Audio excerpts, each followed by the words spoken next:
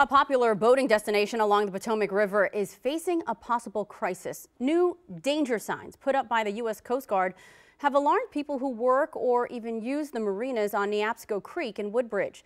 Northern Virginia Bureau Chief Peggy Fox takes us out on the river to see what the danger signs are all about.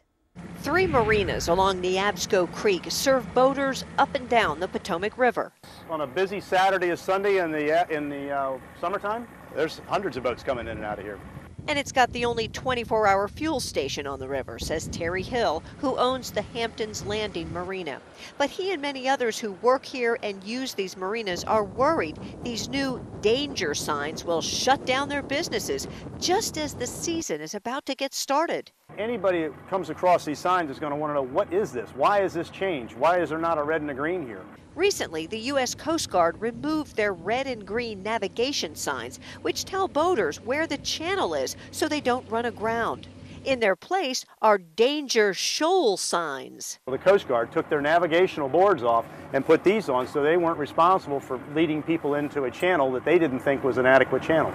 You disagree with that? And I completely disagree with that. The Coast Guard was out here in March and with their own depth finders determined that the water was too shallow. But Terry says their findings are inaccurate because it was low tide and also after a period where wind blew the water out. Right now we're in 5.4 feet of water. The channel was dredged to 5 feet by the Corps of Engineers in 1998. We're really close to where the number should be. But there's plenty of water here to transit. But a spokesperson for the U.S. Coast Guard says the depth is supposed to be 6 feet, and anything less is too shallow to mark as a safe waterway. In a few weeks, the Army Corps of Engineers is scheduled to come out and do an official survey of the channel.